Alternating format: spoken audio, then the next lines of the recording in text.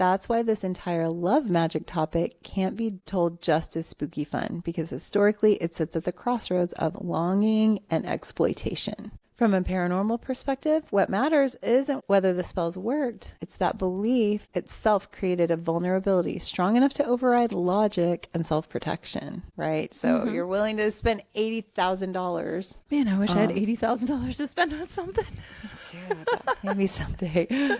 That vulnerability is the same one visible in ancient papyri, medieval courtrooms, and modern culture studies. Sudden obsession, intrusive dreams, emotional pressure, regret after success. A sense that something was set in motion and couldn't be easily stopped. Skeptics can explain parts of this. Believers can explain parts of it. What neither side explains comfortably is why the same stories keep appearing, even among people who didn't expect or want them to. I think that there might be something to it when something really happened to that other person. Yeah. You know what I mean? Yeah, absolutely. That's the part that makes it a little bit spooky, a little bit tricky. You know, it's like they didn't even know. They weren't asking for this. Right. And then suddenly they're compelled, overwhelmed, you know. Yeah, like overtaken with this feeling, this like almost desperation to be with this other person. Yeah.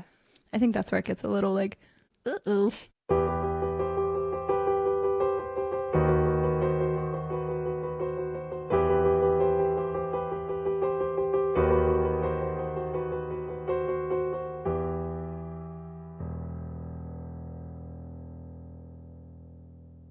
Welcome to the You Two Scare Me podcast. We're your hosts. I'm Felice. And I'm Andi, and we are coming to you from Key West, Florida.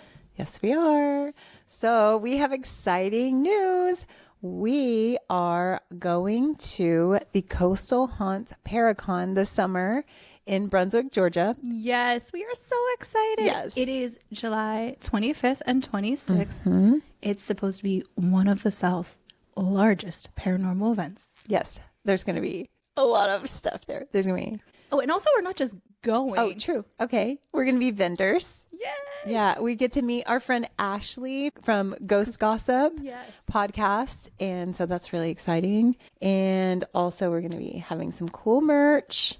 And we're going to meet a lot of paranormal people. Yeah. I'm like a little nervous about that part. I am amped. I'm excited, but it's going to be like tarot card readers and mediums and paranormal investigators. I'm going to make Felice do so much weird stuff.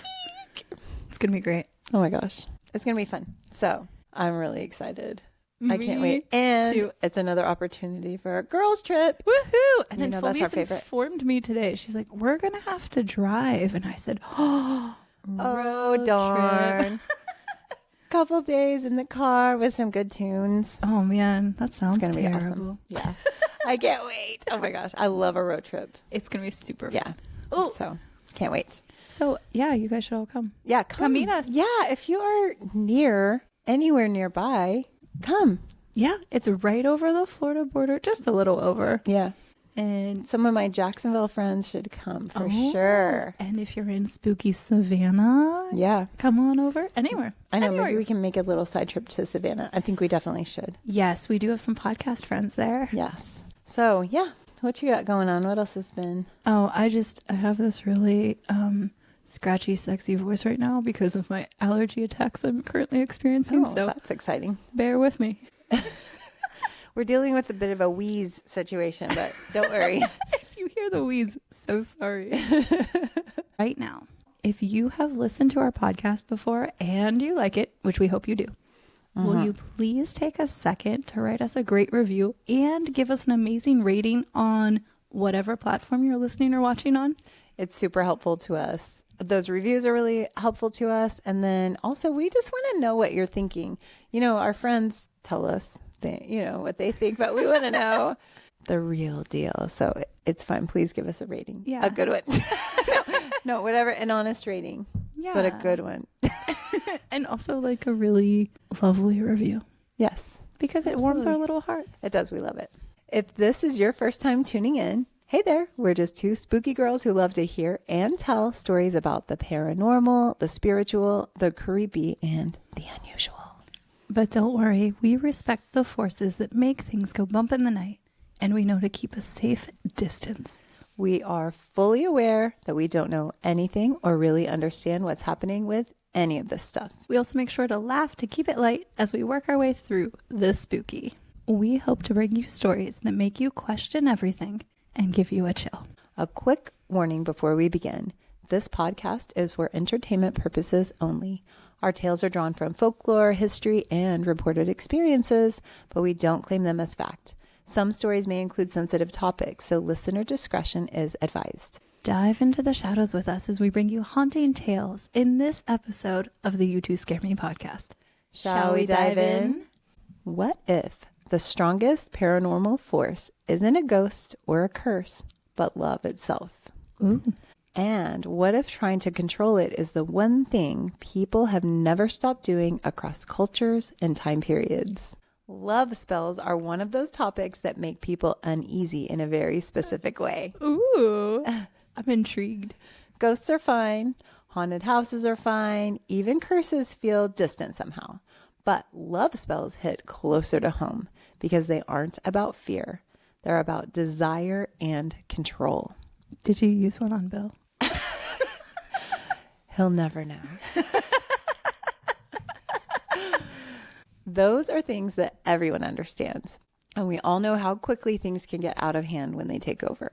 The strange thing is that love spells don't belong to one culture, one religion, or one time period. They show up everywhere. Ancient texts, medieval court records, modern culture study, police reports, federal indictments. People have been trying to influence love for as long as we've been able to write things down. And what keeps this from being dismissed as superstition is that again and again, people claim that something actually happened. Oh my goodness. Something changed. Sometimes in ways they didn't expect, and sometimes in ways they later regretted. This story isn't about how to do a love spell. Oh. Sorry. Oh. It's not a how-to channel. Oh, man. It isn't about whether you should believe in love spells or not. It's about the space where belief, coincidence, psychology, and the unexplained overlap. Mm-hmm. Because every time historians or skeptics try to pin love magic down as symbolism or suggestion, someone steps forward and says, I didn't believe in it either, but then this happened. Which I think is true for so many of our stories. Like a lot of people are skeptic, me included. You know, I didn't really believe in this stuff until something actually happened to me. So it kind of goes along with that. The oldest written love spells that we have come from the Greek Magical Papyri, a collection of magical spells, formulas, rituals, and hymns written during Greco-Roman Egypt, dating from over 2,000 years ago. Oh, I want to see them. I want to read them. Yeah. What else is in there? I don't know. Like, do you read Greek? I mean, I guess I'm going to start learning. Okay. When scholars first translated them, what stood out wasn't romance. It was urgency. These spells weren't gentle requests. They were commands. They described the effects the target was supposed to feel. Sleeplessness, obsession, a burning sensation in the chest. Oh. Burning sensation was a little concerning. Or maybe other places too. I don't know. That is concerning. Intrusive thoughts that wouldn't go away. Dreams where the caster appeared again and again. Ooh. What makes that unsettling is not that ancient people believed strange things. It's that these spells were copied, preserved, and reused. Okay, so something's going on. Yeah, that suggests that people believed they worked often enough to keep them around. It's not like they tried it and, you know, it didn't work. They obviously were like doing them over and over because they felt like something was happening. Oh my goodness. What's even stranger is that the symptoms described in those ancient texts are the same ones people describe centuries later, even when they have no knowledge or exposure to those writings at all. Interesting. That's where like the coincidence could come in, you know.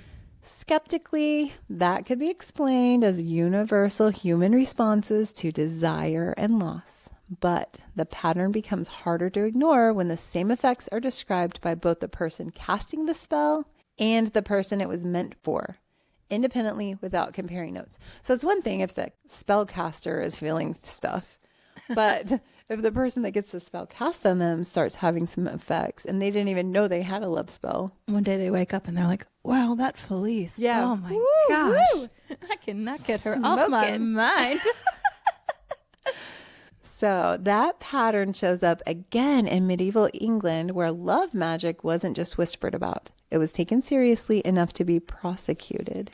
Oh. Yeah, church court records include cases where people were accused of using charms, food, clothing, or blessed objects to influence affection or obedience. When is this? That was medieval times. Okay.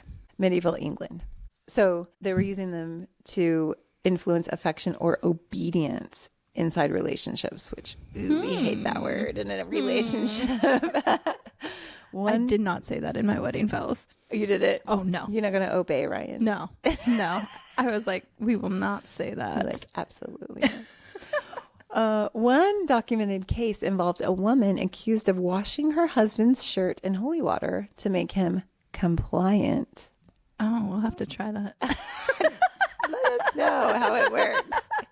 What matters is not whether the court believed magic was real. What matters is why the accusation arose in the first place. Witnesses didn't say the husband became kinder over time. They said his behavior shifted suddenly.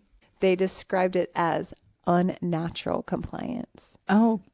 Eek. Okay. That word, unnatural, appears again and again in love magic accusations. Whoa. Unnatural compliance. Oh, I want to see what that looks like. I know. He's like, yes, ma'am. She's like, get over here. Wash these dishes. Yes, ma'am. I mean, okay. Could be. Let me see how much holy useful. water we've got Yeah. around here. That fear wasn't about romance. It was about a loss of agency, about someone becoming different in a way that felt imposed rather than chosen. And that is always creepy when someone loses their free agency, will. their free will, Yeah. their independence. And especially if it's like they don't know why, but they had a love spell cast on them or an obedience spell, In obedience. a compliance spell. Interesting. I'm like thinking about other ways, other areas we could use a compliance spell. Anyway, that same discomfort appears in modern culture studies of Santeria and Voodoo, where relationship work exists as part of a broader spiritual system.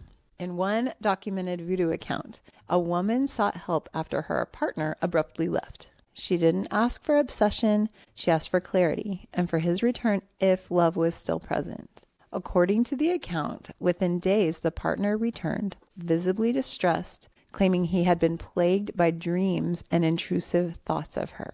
He described being pulled as if something had been calling him back. Why did he leave? Wait, I need to know more about this story. Yeah, the I don't backstory know here. why he left, but he was Yikes. compelled to come back to her. Compelled. Eek. What makes this compelling isn't belief. It's the overlap. The practitioner framed the work as opening a path, not forcing the result. So in Voodoo, in this instance, I guess, in Voodoo, they weren't saying he was forced to come back, but that a door was opened through that spell, and then the result was that he came back, I guess. These hand gestures of yours are Thank making you very much. making me wonder I'm what sort of spell casting you're a spell.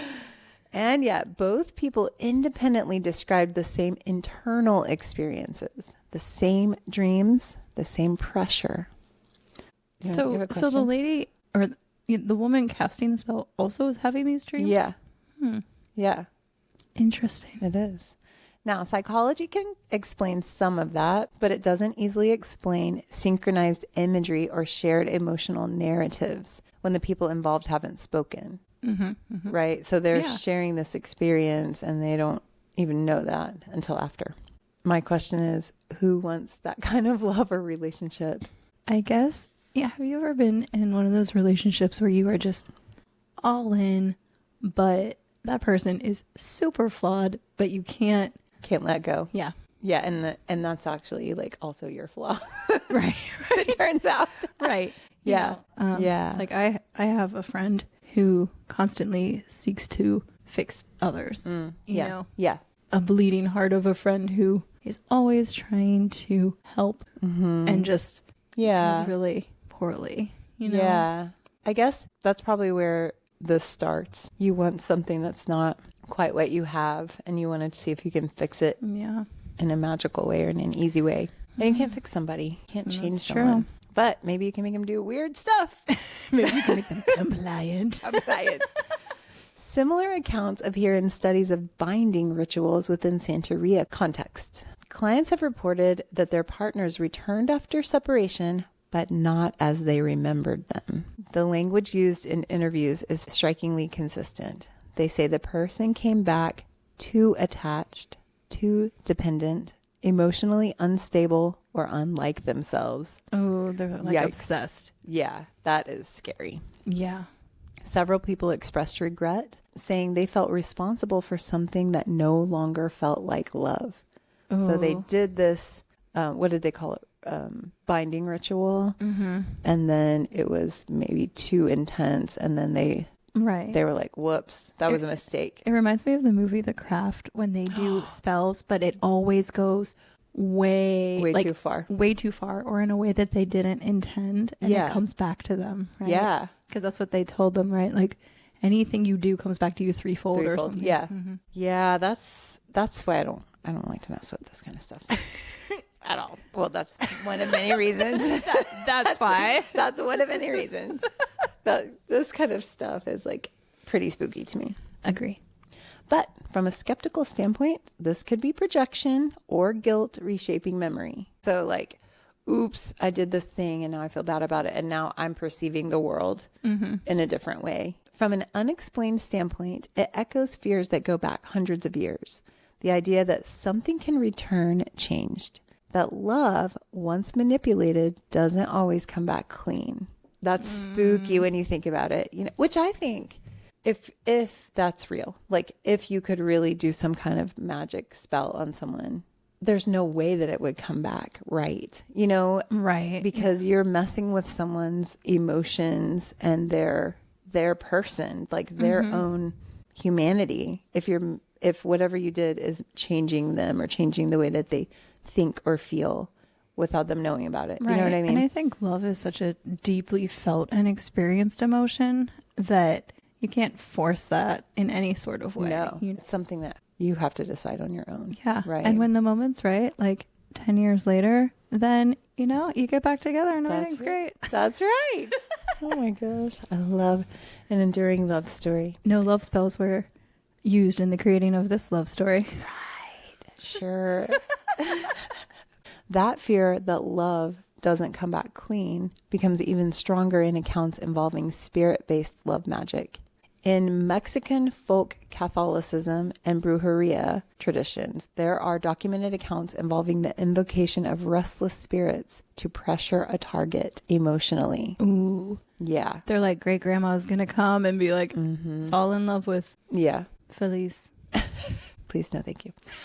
These practices are controversial and discouraged by many practitioners, and the reason shows up in testimony. So even the practitioners of those religion, brujeria. I don't know if you call it a religion or a cultural practice. Even the practitioners discourage doing that. And here's why. In multiple folkloric interviews, people claimed that the target did return after such rituals, but they also reported something else: sleep paralysis, nightmares, knocking sounds, shadows, a persistent sense of being watched. Oh, what is that about? I don't know. In these accounts, love was restored, but peace was not. That's creepy, right? Yeah. It's dark. Yeah. I feel like those kinds of things, shadows and knocking and all that, nightmares and stuff, that's dark. Yeah. Whether that's guilt, again, manifesting as anxiety or something genuinely paranormal or haunting is impossible to prove. What's notable is how often the disturbances continued long after the relationship resumed. Oh. So it's like, okay, you have them back, but with it came something really scary and dark. Yeah, that's really spooky. You know, and it kept going. In a modern testimonial archived in a folklore study of contemporary witchcraft, a woman described commissioning a love spell after a breakup. Nothing happened at first. She moved on with her life, Months later, her former partner reappeared emotionally wrecked, claiming he couldn't stop dreaming about her and felt compelled to reconnect. Yikes. Stalker. Was it a love spell or a stalker situation? That's the question we have to ask. Yeah. The timing disturbed her more than the reunion. She no longer wanted the relationship. She described it as heavy and wrong, as if something had been forced open that should have stayed closed. After ending things again, she reported recurring dreams and anxiety until she asked the practitioner to formally stop the work. Shortly after, the dreams ended. Whoa. I don't like that. I don't either. Coincidence is a reasonable explanation. So is delayed emotional processing. But she didn't fully believe that, and she didn't want the spell to work anymore. So, I mean, it could be explained by she felt, again, like she was feeling guilty about doing this magic, and then he had happened to come back and be a weirdo. But I don't know. The timing is weird. Yeah. But also, I feel like as soon as she was like, hey, I don't want that anymore, she should have been like, okay, let's stop this let's knock it off. Oh, yeah, that's true. I don't know. Or unless like she went to see her local magic person and then, got the spell, nothing happened. She's like, meh. And then who knows? How long was it? Months? I don't know. Yeah, it was a while, it said. So then she, gets over him because maybe it was a moment of desperation, right? You get over it. She moved on. She grew as a person. She didn't want that anymore. She's just vibing. Yeah. And then here he comes. Being a weirdo. Peeking in her windows. And she's like, why are you so obsessed with me? Yeah. She's like, no, thank you. I'm just not that into you anymore. But after she did something to try to get him back. Yeah. This whole story of yours has so many good songs we could have as like a soundtrack. It's really great. I don't practice Santeria. Oh, yeah. Why are you so obsessed with me? We'll make a playlist. Oh my gosh, that's a great idea. Yeah, Spotify. We should do a Spotify playlist. That's a great idea. Wow, all the best ideas come to us while we're podcasting. We'll see if it comes to fruition. It's this combined. Our one little brain cell pops back and forth to each other. Modern legal cases show how love spell belief can become dangerous. Federal court records describe people seeking romantic help through spellcasting services who are instead manipulated, extorted, and financially ruined. Oh, okay. In 2019, an Argentine man named Ariel Botu was sentenced in federal court for masterminding an international extortion scheme. Masterminding? Yeah, targeting people seeking romance through witchcraft and magic spells. Wow, that's a very niche market. It is. Everyone's so creative. According to court documents summarized by the DOJ, victims were directed to record themselves. This is trigger warning. Record themselves performing explicit rituals supposedly used to cast love spells. Instead, this guy and his associates allegedly threatened to post the videos unless victims paid large sums of money. Oh, okay. So, I mean, it's obviously not real, but this is how it really affects. Right. It's extortion. Yeah. And blackmail and whatever else, right? Yeah, which is really bad. A big topic these days, turns out. Wow. And a 2018 news report describes a Maryland psychic, that's in quotes, scam case where police learned about the accused. Oh my God. Say it right. Jeez Louise. Okay. A 2018 news report describes a Maryland psychic scam where police learned about the accused when a woman who sought help with a love spell noticed the charges approaching $80,000. That better be a good love spell. What? He's not worth it. Not at all. Oh my gosh, that's crazy. Oh my God. Girl, if you have $80,000 to spend on a love spell, go to Greece. Go somewhere cool. Some exotic. Yeah, man. Okay, so I have a question. Do you remember Miss Cleo? Yes. Yes. Miss Cleo had a psychic hotline in the late 90s and early 2000s. Do you remember what she said? She would say, call me for your free reading. That makes it sound like she's a leprechaun, but she's supposed to be Jamaican. I never could do her accent right, but take my word for it. So she would say that the The FTC filed actions against the promoters of Miss Cleo Psychic Hotline in 2002, alleging deceptive advertising, billing, and collection practices. Wow. So those FTC releases aren't specifically about love spells in the strict sense, but they matter here because they show the mechanism that the love spell business often uses.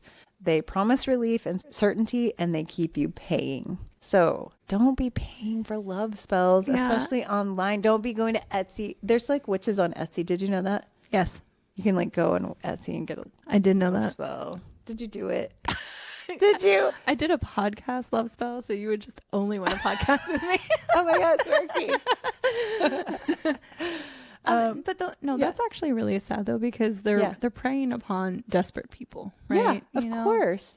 Like if you're calling into a hotline or you're going on a website, then you obviously are kind of desperate. You're seeking some extreme measures. Yeah, absolutely. That's why this entire love magic topic can't be told just as spooky fun, because historically it sits at the crossroads of longing and exploitation. From a paranormal perspective, what matters isn't whether the spells worked. It's that belief itself created a vulnerability strong enough to override logic and self-protection, right? So you're willing to spend $80,000. Man, I wish I had $80,000 to spend on something. Dude, maybe someday.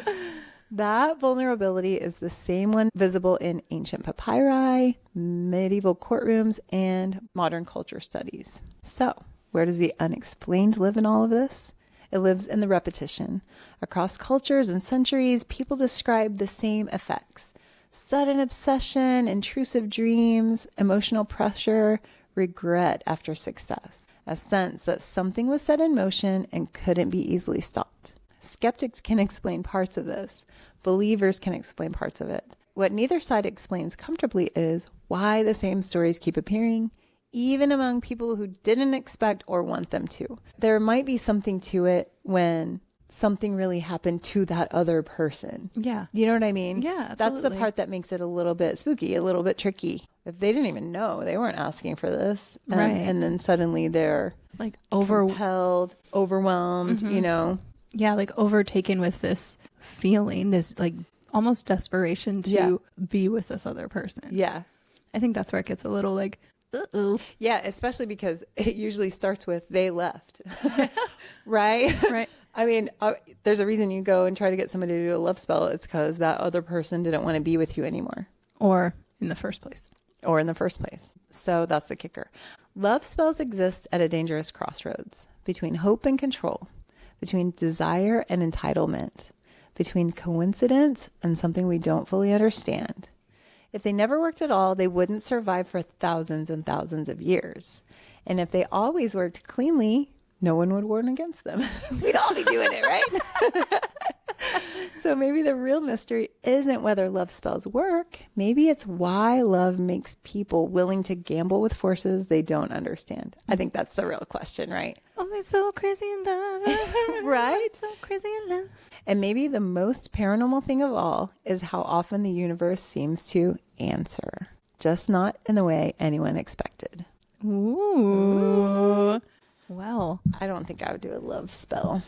No, I don't think so. I want somebody that just wants to be with me, not because I'm like compelling them to unnaturally. Right. Unnatural obedience. We just need a little obedience over here. Yeah. Just a smidge. Just kidding. Yeah. No, I don't think so. I think that that's a pretty terrible feeling to have, like that somebody, when one person wants something desperately and the other person doesn't, right? Yes. You know, either way, it sucks to be that person. Yes. You know? Yeah. Oh yeah, that's it. It's not, I mean, it's a terrible feeling when you really, really like somebody or you really love them and they don't feel that same way about you. That's a terrible feeling. I just saw this recently, like all of these clips of Justin Bieber with his girlfriend, his wife, Hailey his Bieber. Wife, yeah. Sorry. Yes. But all the time she's like, hey, and he's just like, like, whatever. So cool. I think he's playing a role. Well, I think that he is he's not willing to perform for cameras I understand anymore. that. And so I think that he purposefully is like off for the cameras, you know. Okay. And rightfully so, because he's been through the ringer, you know. I get that. Maybe I just saw a montage of all of these videos and I felt so sad for her. I know. But She's also, like dressed to the nines and he's like in his sweatsuit. yeah, but also I feel like she always appears so excited to be near him and seen with him and this and that. Yeah. But also, who knows what goes on behind closed doors, right? You never really know how somebody's relationship is outside of what you perceive or what you experience with them, because people can be very different at home or when they're just with their partner. Yeah, for sure. That's like Felice and Bill, who knows what goes on. It's pretty much the same inside out. It's wild and crazy, but it's fun. Are you ready for Somebody Told Me? Yes, I am. Okay. So recently I was at a birthday party, a child's birthday party, and I met an amazing, incredible woman. Her name is Fran. Hi, Fran. Hey, Fran.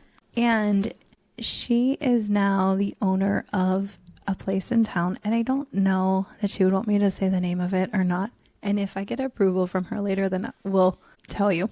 But we'll tell you. It is, here are some clues for you. So it is one of the places in town where you would, like, there's basically 3 big places in town where you would go to get like a breakfast sandwich. It's one of those. Yeah. Okay, great. The place where this business was originally a grocery store, like back in the day. Okay. And it was one of those places where they had, like barrels with food in and things like that. So we're talking, way back. Yeah. And the old owner of the grocery store, his name was Ignacio. So when I was talking to Fran, she was telling me, and just so you know, like the current business has been passed down through the generations. So her grandfather had the business, her father took over, and she just took over within the last like year or two from her father. Okay.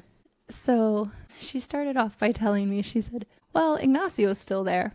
And I said, oh, is he? And she said, oh yeah. She sees a small shadow figure that walks through the store hallway. At first she thought it was just like a shadow from like a car passing or something like that. So then it keeps happening. She keeps seeing this shadow, and it's a shorter shadow. Okay. And so she eventually asks her dad, and her dad said that, well, the hallway where she's seeing this shadow where the original stairs to the old building were. Okay. So, because there's like a counter and a storefront and then like a hallway and stuff like that. Okay. So the stairs used to be there, and then her grandfather had converted the stairs from that place to the outside. Okay. So then her dad wasn't really forthcoming about seeing anything, or, So then she tells her husband, she's like, hey, like, I don't know if I'm going crazy or what, but I keep seeing this shadow. And he's like, interesting, you should say that. And he said he was working there late in the shop one night, and he felt someone come up and grab his shoulder. Oh my gosh. All the doors were locked. He whipped around and no one was there. So he hurried up, closed up, ran upstairs because they live up above it. Yeah. And he didn't want to tell her because he didn't want her to be scared. So. Oh my gosh. But Fran said she has no bad vibes. It doesn't feel negative or anything like that. So now she just talks. She's like, and she just talks to this shadow figure like, hey, I'm doing this. Hey, blah, blah, blah. Yeah. Okay, I'm going to make sandwiches or, whatever. Yeah. No. So it gets a little bit, gets a little bit weirder. So besides the shadow figure that is a regular occurrence, she was telling me about when they were cleaning stuff out, and when her dad retired, he left her this strict set of instructions. Oh. He said, there's a crystal glass up on that top shelf in there. I'm just asking you to keep it full of water. And he said that her grandmother had always kept it full of water. And she's like, okay, I can do that. Yeah. What's the water for? And he said, it's for the spirits. And he said that the water is to give them a drink and let them know that you come in peace. They have been filling that glass of water for 50 years. Oh my gosh. That's crazy. That's so cool. Yeah. And so she said that sometimes, because I asked her, I said, do you fill it every day? How often do you refill it? And she's like, well, it depends how thirsty they are.